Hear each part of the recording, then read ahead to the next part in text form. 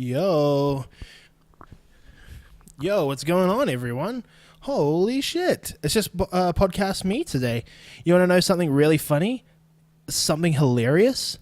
Is that I thought I was this is actually my second take at this podcast because I thought I was recording it the entire time and I went to go press the stop button and I look at my Zoom H4n and it wasn't recording.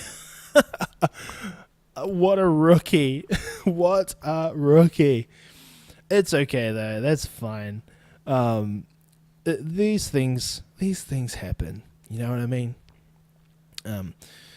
So yeah, what's going on? What's going on with everyone? It's been a long time. It's been a long time since I've done a podcast by myself. So I thought I'd just do like a really quick 20 to 30 minute show, just talking about stuff that's going on and with me or with training and all that kind of jazz. So recently Megan has taken up the offer to fight in Pittsburgh, Pennsylvania one more time. And she's training for that at the moment. Training pretty hard. I think she's going to be training at 165 or 170, one of those weights. I can't quite remember. But she's training for that. September just around the corner. So we're just kind of getting all our eggs in the basket, seeing what's going on. And if you guys follow me on any social media page or anything like that, I was thinking about doing another fight. Thinking about doing one more fight. Because why not? I mean, why not? You know what I mean? Here in America, the novice fights are a little different. You know what I mean? This one's going to be the first glorified one. But I really want to do this one. Because it's going to be fun. It's going to be casual. Beating people up in front of a lot of people is going to be hilariously fun. And 2, it'll be a good test. I haven't fought in 7 years, and it'll be nice to do another one and see how it goes. You know? See how it all goes. And we're training. This is going to bleed into what I posted on Facebook. And with sparring. So Megan was sparring and she got hit with an oblique kick. And real fucking quick. Look, sorry for the non-fighting fans. You guys are going to probably shut off at this point. But if you are fighting fans and you are listening, look, don't do that bullshit. For non-fight fans, oblique kicks are basically a kick just above the kneecap, and it's encouraging your knee to bend the way it's not meant to bend. So to blow out all those tendons just behind, the back of the knee, all those tendons, all those muscles, to blow that out. And people, dumb people are doing it during sparring. And like I put it on Facebook and it got, it was well received. And then one of my good friends, he said, if people tap it, and I'm like, don't even fucking tap it. You shouldn't even be thinking about doing it. It just takes one motion of moving in or moving to the side, and then that other person throwing that oblique kick, boom, fucking done. You're done. Not just for the night. You're fucking done. Well done. Good luck on trying to rehab that motherfucker. Because that ain't going to go well. At all. Rehabbing is going to fucking suck. So bad. And I've always said this, but I've never posted it on Facebook until that other time. Is that learn fundamentals first. Please, learn fundamentals first. Learn how to throw a jab. Learn how to throw a fucking right hand. Right kick, left kick. Learn the fundamentals first and fucking just keep drilling it. I've sparred with so many people who have like thrown 1,000 spinning back kicks and spinning back fists and cartwheel kicks, but yet they don't know how to string a fucking combination together. And when I'm sparring with anyone, when anyone does spinning back kicks, most of the time they're going to be so fucking slow, because I've seen someone in the MMA world do it on TV, and it's kind of like monkey see, monkey do. I'm going to do a McFlangle kick, and it's going to be awesome. But in my head, when I see people doing spinning back kicks, there are two things that I notice. Your front foot's going to pivot, and you're going to spin around. I see your entire body spinning before you think about spinning. And that's not me being cocky, because they don't drill it enough, and they do it so fucking slow that when people do it, it's exactly like catching a push kick and you fucking trip him. It's as easy as that. And it sounds easy, it sounds whatever. But I don't give a fuck. I can see it coming a mile away. And when people start moving and start grooving around, I'm like, all that movement, unnecessary energy being used right now for no reason at all.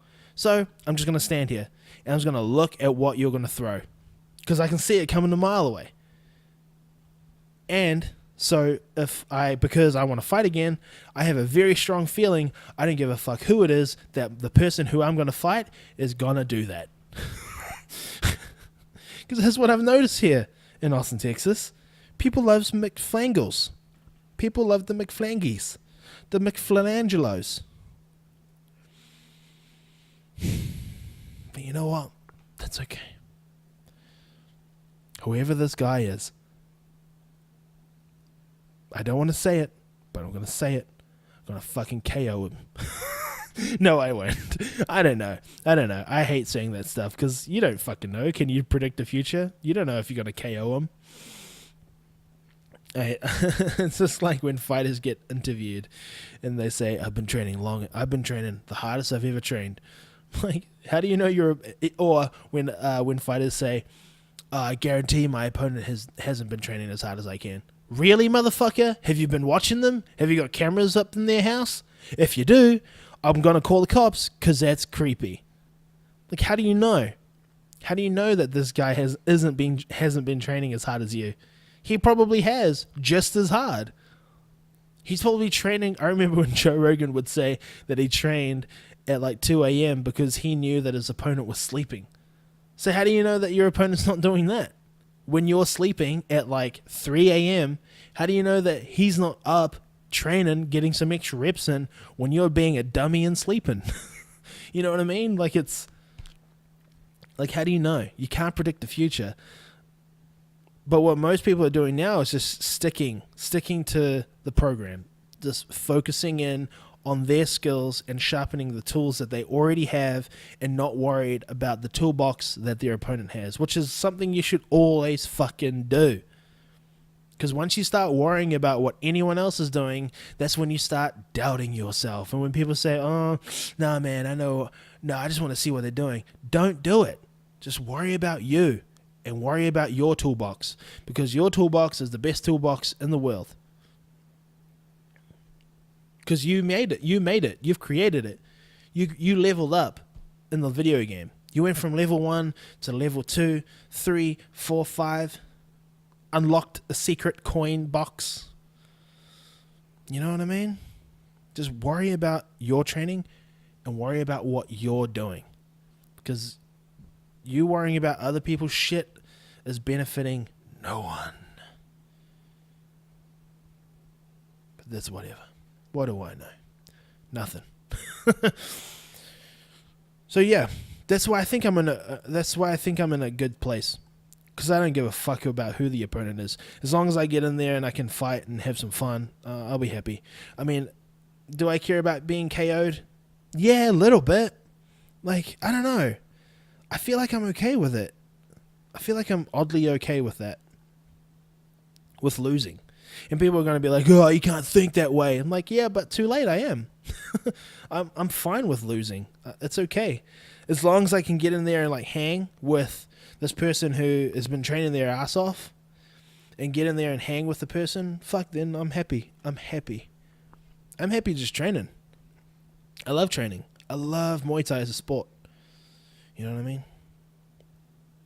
And then you have these fucking dum-dums coming in here, you know, sparring, doing McFlanky kicks, and almost blowing out people's knees, and dummy Krav Maga dum-dums kicking people in the groin, and then halfway through going, oh, sorry, I'm used to Krav Maga. I'm like, look, dum-dum, make the adjustment in your small brain that you're not in Krav Maga anymore, and you're in Muay Thai, kickboxing.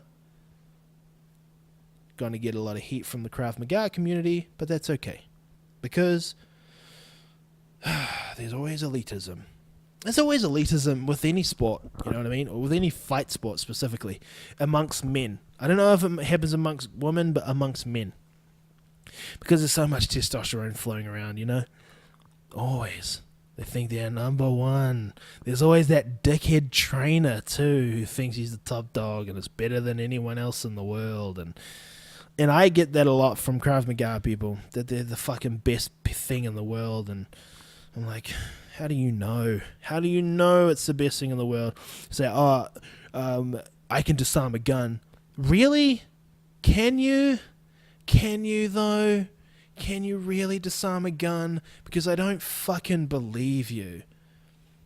Now, there are going to be high-end top people who can do it. The only person who I honestly trust to teach me how to disarm a gun, which, by the way, if I ever found my way into a gun situation, that's my fault. That's 100% my fault. But because you find yourself in it, the only person who I trust to teach me the tools to get me out of that sticky situation, Mr. Tony Blauer. It's the only guy who I trust to teach me to do that. Any other Krav Maga person, any other Krav Maga fucking teacher can suck my ballsack. I'd rather trust Tony Blauer, a guy who can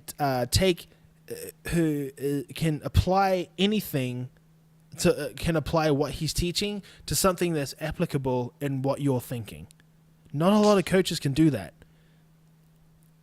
And I think Tony Blauer is one of the best people to do it. And he's got some spicy feelings about Krav Maga too, and I don't want to speak on behalf of him, but, you know, from a past podcast we did, you know, I suggest listen to that. I don't know what number it is because we've done past 100, but we've done them with him, and he talks pretty hotly about it.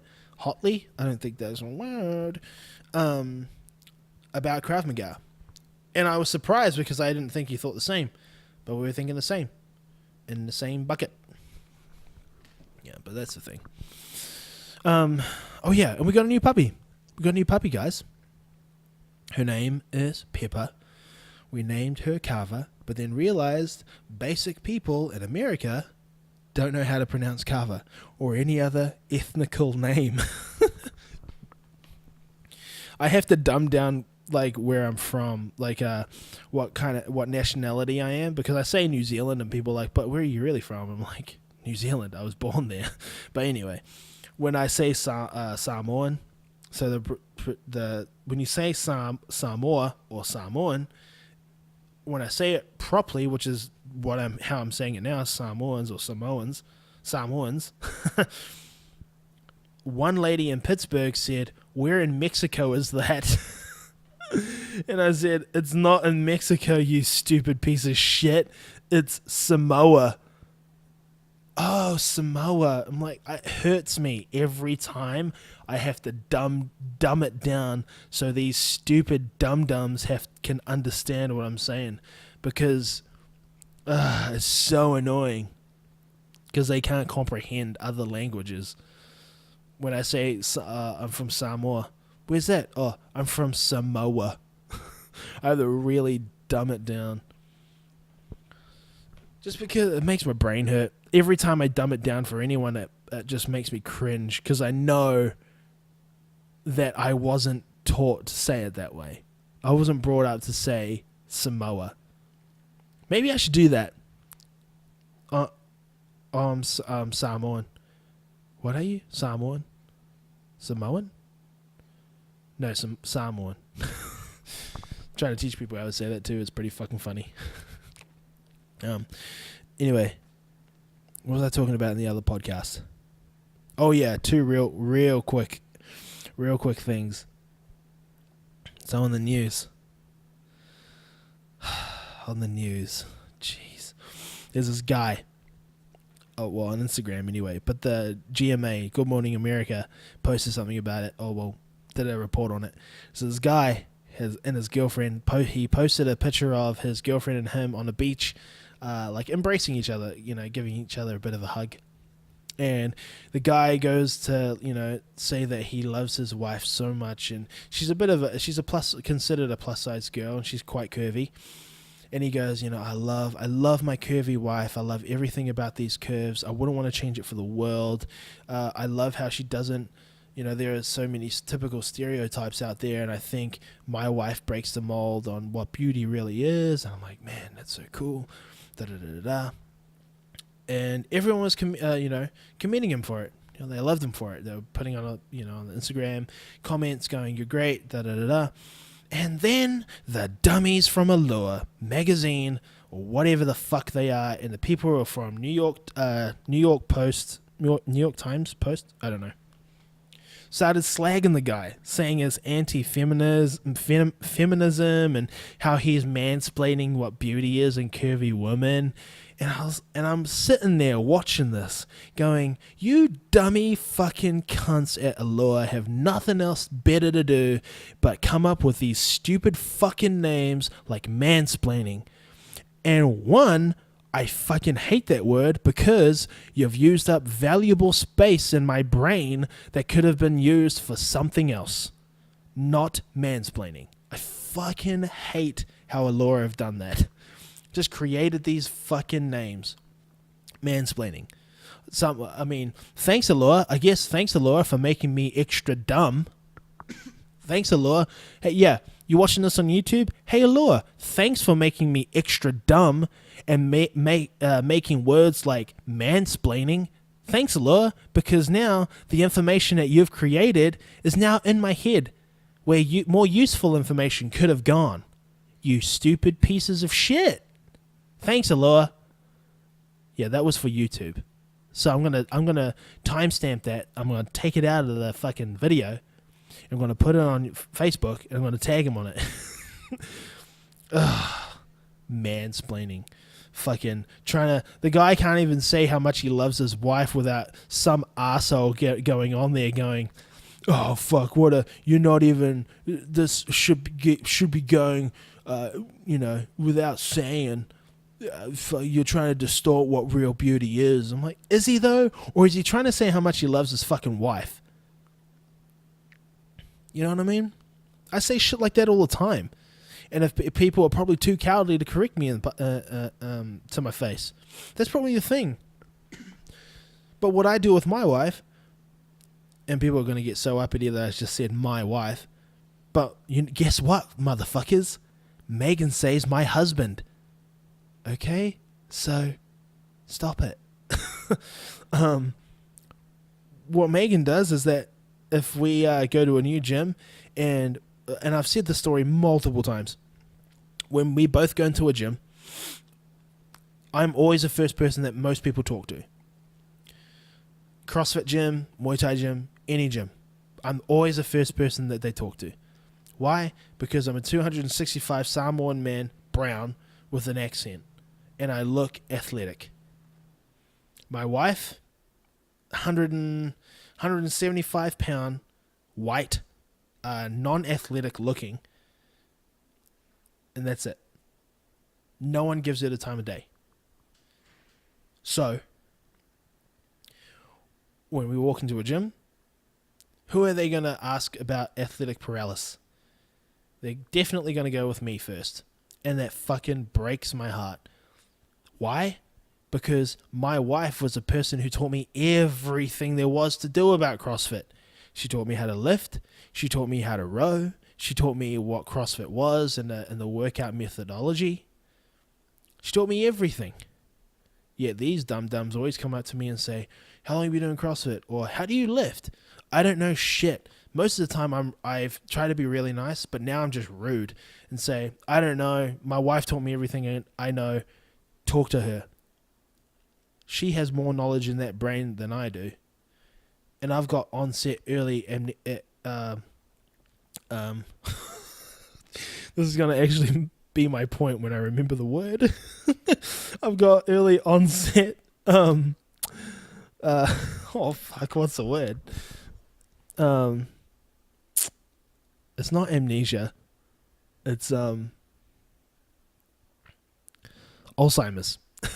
I've got early onset Alzheimer's. All right. Now I just forgot what the fucking topic I was talking about. I'm always worried about that if I've got Alzheimer's from just fighting or getting too many knocks to the head from sparring. I'm always worried about that. I forget things all the time. Megan brought it up one day and she said she wants me to go see a brain doctor, which is fair enough because I should. But I was sitting there going, oh shit, maybe I should. I've got 3 missing teeth, the possibility of early onset Alzheimer's. Fuck, I would hate to forget everything about what I've done in my life. I want to remember key things. Everything else I'll be happy with forgetting. Honestly. There's like a couple of key things that I want to remember. Oh, I want to remember my childhood with growing up as a kid. I want to remember my mother and how she was as a person. My nana as well, how she was as a person. Family, Ricky and Robbie, my uncle. House where I grew up. That's a lot. That is a lot, isn't it? Yeah. Anyway, I'll keep playing the game. Remember where I grew up. 171 Patterson Street. Aramoho, Wanganui. 4100 is the zip code. Remember where my nan lived. 4 Fraser Place. Aramoho, Wanganui. 4500. I want to remember that. Where my cousins are, Ricky and Robbie. Their kids. Matthew, Cameron, Jack. And everything else I can... obviously, not everything else. Me being a drummer. Going to Wanganui City High School. Learning drums. Mr. Darryl Warburton being my drum tutor. My music teacher. Teaching me how to drum. Teaching me everything I know about music. And the information of music. And how it can be applicable to real life. Warburton, sorry to glaze over that. Warburton did a really good job on teaching me everything. Now he's a principal at a different school. But Mr. Warburton did an amazing job of like laying solid foundations for me. I'll never forget. He said, with music, you got to be patient. It's like, why? You want to get to the good part. I said, music is like making love. You go too fast, it's all over. But if you take your time, good stuff, I can't remember now, but he said, if you go too fast, it's all over. I'm like, oh yeah. Looking then, I'm like, okay, I don't understand the reference, but now being like an adult, I'm like, oh, I get what you're saying. You said something sneaky to high school students now looking back at it. He always let me skip class and hang out downstairs in the music room, and I just play drums all the time. But he told me not to play drums during class because then,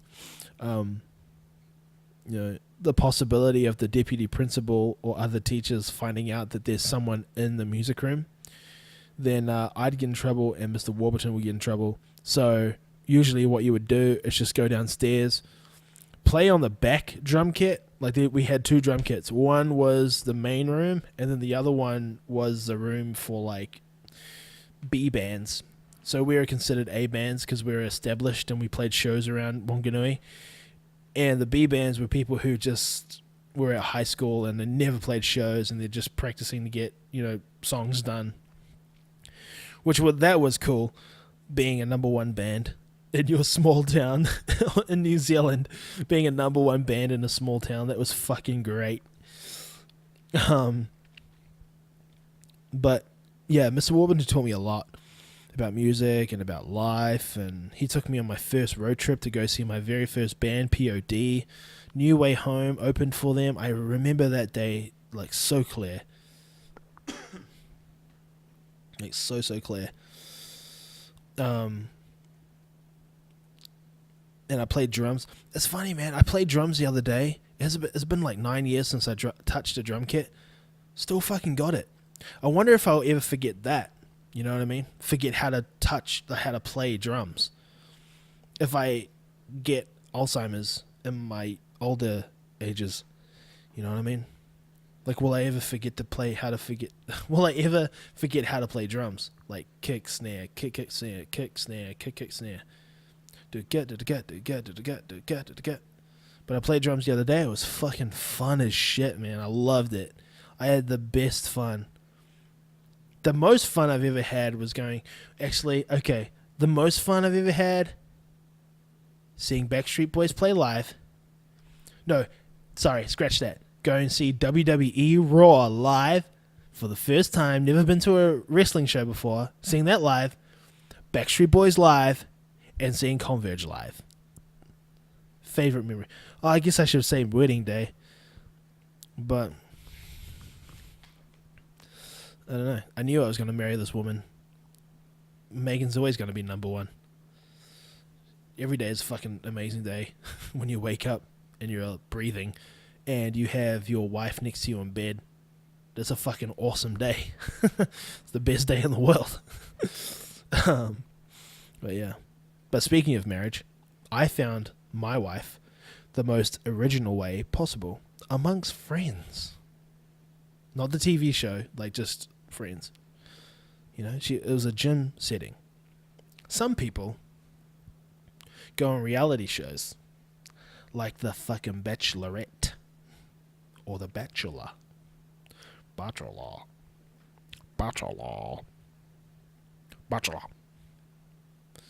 And I hate those shows so much with my entire heart. If you've seen my Instagram stories, if you watch them or whatever, you know my feelings about this. Fuck. Ugh. Makes my blood boil. I'll tell you that much. But I was watching this the other day on GMA. And, this cord just fucking snapped it out.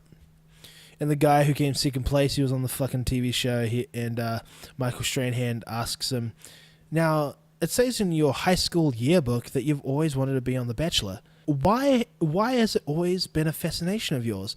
Now, when he said this, I wish his reply was, I really want to have sex with all the girls. I really wanted to have sex with all the girls. In my poor American accent. My budget American accent. Rent-a-actor American accent. I wish his answer was that. But he did a cop-out move and he said, I saw this, he started stumbling because I think every guy in the entire fucking world knew why he wanted to be on the show. Because come on. But instead, he took the safe way and said, I just saw this really rich and successful man on the show, and he wanted to look for love. And I'm like, what kind of fucking straight-laced answer is that, motherfucker? Bro, you know why you wanted to go on the show. You weren't looking for love. I mean, he was probably looking for love, but he had to have been wanting to have sex with every single fucking woman on that show. Because guys are scumbags, and guys would want to do that. So it was just so funny that he said that, because I knew for a fact that Peter, fuck you, it was a cop-out answer, and you fucking know it. But the winning, air quotations, the winning couple were on the show the day before, and they were talking about just how they're in love, and da-da-da-da. I just yawned. The problem with that, the only season I've watched was the very first season. And you know what? That season, they're still together. They've got a family. They've got kids. They're probably the only success story out of the Bachelor series that I really give a fuck about. Because, one, those people were really looking for love. They had to have been. Maybe. I don't know. And two, it was a good story out of it. They're still together. Got kids. Everything. Family. As time goes on, people picked up on the fact that you have sex with everyone, kind of like Rock of Love, you know, Bret Michaels' version of The Bachelor, where he has all these girls with him on a tour bus and they go play shows and they're trying to win Bret Michaels' heart. It's like, don't fucking lie to yourself. You know what you're doing on that show. Anyway, don't do that. Anyway, they had the wedding couple on, and Michael Strahan said, this is a question that really, or a mention that really fucked me up, or really pissed me off, is that he said, you're the first African-American woman to be on the show, and I think that is amazing for African-American women. I looked at the TV, and I'm like, hey, Michael Strahan, fuck that question, and fuck that statement. I am so sure that there are plenty of African American women out there doing much better things that should be congratulated. And it's not being the first African American woman on The Bachelorette. I mean, and again, this is, and what I'm saying this is that it's not a dig at the girl, because I don't know the girl. I'm sure the girl is great, and I'm sure the guy is great, but I'm just saying it to Michael Strahan's statement, is that, he was saying this is just jumps, leaps, and bounds. I'm like, no, it doesn't, man. It doesn't. It doesn't. This is what basic white people watch when they're at home with their Ben & Jerry's, with their cat, in their blanket, watching the show. If you take that show seriously, fuck you.